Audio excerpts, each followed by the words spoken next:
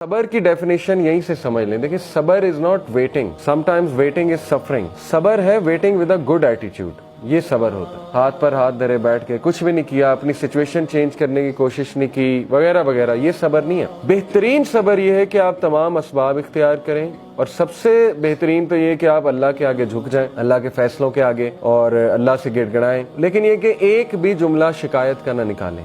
ये असल में सबरन जमीला है, द ब्यूटीफुल पेशेंस। हज़रत मरियम की स्टोरी देखें, उनके मुंह से ऐसे अल्फाज निकल गए, यानी वो इतनी ज़्यादा पेन में थी। हज़रत याकूब, उन्होंने एक भी मौका नहीं है कुरान में, एक आपको उनके एक सेंटेंस भी नहीं मिलेगा जहां उन्होंने कोई ऐसा जुमला कहा हो कि उन्हें अल्लाह से शिकायत। हज़रत याकूब का टेस्ट जो था ना, वो औलाद से रिलेटेड था। औलाद की आपस में नहीं बनी, औलाद की का आपस में हसद पैदा हो गया, तो हर टाइम वो यही मैनेज कर रहे होंगे। How good a father he was, कि उन्होंने इसको मैनेज किया प्रॉपर। लेकिन ये कि बच्चों ने जुल्म किया, उनके बच्चों ने, 11 जो बेटे थे। इसी तरह हज़रत यूसुफ का टेस्ट क्या था?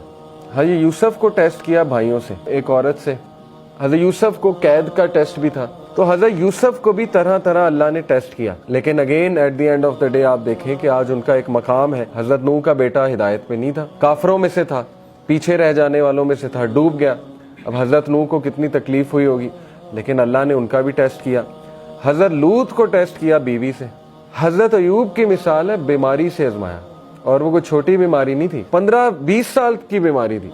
रवायात में आता है इतना अरसा वो बीमारी चली, हज़रत अयूब को सब छोड़ गए और उनकी बीवी उनके साथ थी। फिर अल्लाह कहता है कि हमने उसे सेहत दी और सब लौटाए, वापस भी लौटाए, सेहत भी दी और सब वापस भी लौटाए उसे। इसी तरह हज़रत जकरिया को देख लें, अल्लाह कहते हैं कि जकरिया अकेले में रो उठा, मेरी बोन्स वीक हो चुकी हैं और मेरे बाल ग्रे हो चुके हैं, और मुझे डर है कि मेरा तो कोई वारिस ही नहीं होगा, और मेरी बीवी बांझ हो चुकी है, तो अल्लाह मुझे वारिस दे। जब दुआ कबूल हो गई तो हैरानगी शो की हज़रत जकरिया ने, मुझे कैसे औलाद हो सकती है, मेरी तो बीवी बांझ हो चुकी है और मैं तो बूढ़ा हो चुका हूँ। तो फिर